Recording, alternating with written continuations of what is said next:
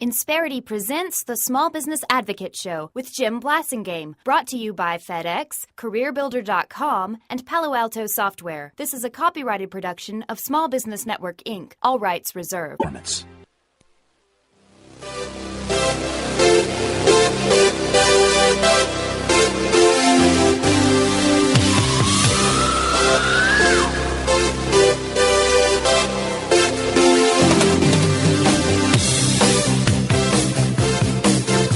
Welcome back. It's 12 after the hour. Thank you very much for joining me. Thanks for hanging out with me. My pleasure to continue to be with you, as always.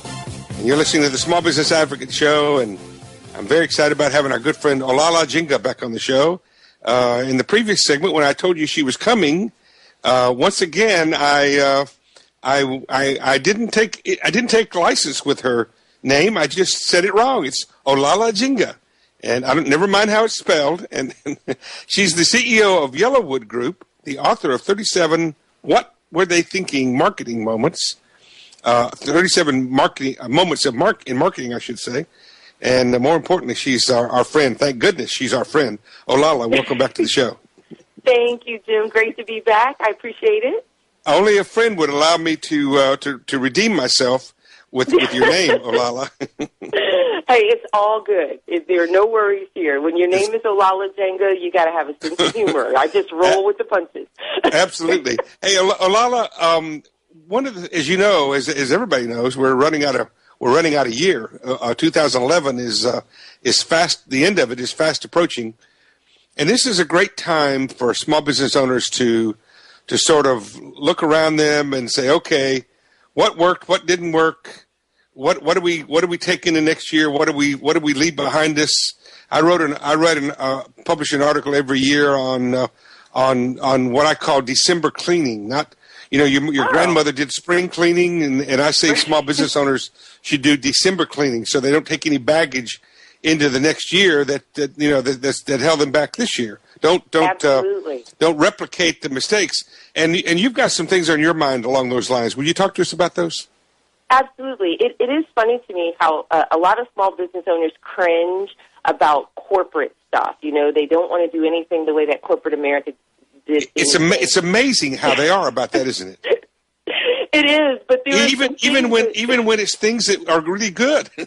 Exactly. Like, that's exactly what I'm going to share with you. It's like there's some things that we can actually glean from corporate, and we just need to retool them for the small business market. So the first thing is, there are three things, and the first is review key processes. And I kind of put them in that really does sound like corporate speak there, Olalah. It does, but it doesn't have to be like this stuffy review key processes. We'll leverage these and blah, blah, blah. We're not going to do any leveraging, but we are going to, ask the question, what's working? And if it's working, document it. I'm not really sure why small business owners have. Well, one of the reasons, Olalah, is I don't think that they think of what they do as a process. I don't think they think of any of the things they do as a process. Absolutely. And so when you say review key processes, what would a small business owner call a process? Well, the way information comes into the business and how that information is going to go out, to who it goes out. There are different tiers to customers. Structures. And in fact, what I was going to share with you is this came up for my business last year. I got a parasite that almost killed me, literally, last year. And we found out very quickly that we had a process that was broken, which was how do you let certain clients know discreetly that, that the big cheese is down, and then how do you let other people know?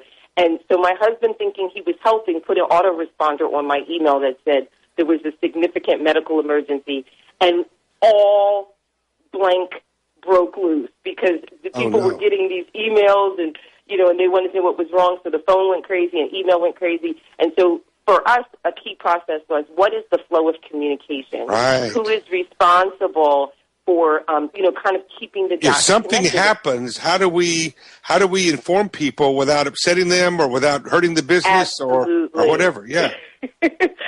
So that was a process for us. So if it's working, go ahead and document it. But if it's not working, plan for some change. And that change could be a change to who's doing it. It could be a different piece of software that you might need, a different way of doing it. But if it's kind of sort of working, like it's being duct taped together, it's a great time of year to look at, should you get an outside opinion, which is what I ended up doing. You know, get an outside opinion. Bring someone in to help you look at the situation a little differently, sew up some loose ends, and research better options. It's funny when we spend time Googling, but we don't think about Googling the stuff that actually will support us for success. Well, maybe part of that includes upgrading software. Maybe the software you have, you've gotten comfortable with it, and you're so comfortable with it you don't realize that it's antiquated, and the new stuff would save you an hour a day. Absolutely. Software is a great example. Another great example are contracts. You know, you keep the same contracts. You know, if you're a service-based business like I am, you know, you get used to just sending off a contract or a letter of agreement. But December is a great time to evaluate what's inside of your contract. Is this language still true? Should you change some of the terms? And so it's one of those things that's under the umbrella of reviewing key processes that may sound very corporate-y, but has a lot of value for the small business community. Let me throw something else out of here, Olalah, that's something that small business owners are good at, and big business owners are not. Big businesses are not so good at, and that's making sure that the processes that you have don't just work for you, but they work for your customers. Absolutely. In because fact, how many times do we do business with big companies, and they have a process, they have a policy, but it's not good for me as a customer. Right. And small business owners can't afford that. Right. Absolutely. And it's funny because I tell people customers don't care about your process. Like just the fact that you do something a certain way means nothing to your customer. So unless you're making a great pizza and you have a certain way that you layer the ingredients, unless you're in that business, customers don't care about your process, and they really do see your process as a hindrance to what it is that they really want. The quickest way to get me to do an about face and run out the door is for an employee to tell me, well, that's our policy. Wow. Yeah. I've actually heard that from a small business, and that's amazing. That is a little bit amazing. Yeah, I'm not saying you have to have, no rules, but certainly there should be some flexibility to them. So it could be the hours you're open might not.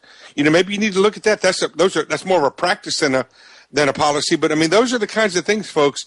Evaluate everything. Olalah is correct. Evaluate everything that you're doing to make sure that it's still serving you, but most importantly, it's still serving your customers. Olalah, give us your website, please. Sure, it's Olalah.com, Olalah. I like it. Quick break. When we come back, we're going to get Olalah to help us with the same thing, only we're going to talk about profit and people. 20 after. I'm Jim Blasingame. Stay with me. And we are airplanes today. Insperity presents the Small Business Advocate Show with Jim Blasingame, brought to you by FedEx, CareerBuilder.com, and Palo Alto Software. This is a copyrighted production of Small Business Network, Inc., intended for the private use of our audience. Except as otherwise provided by copyright law, all other copying, redistribution, or publication without prior written consent is prohibited. All rights reserved.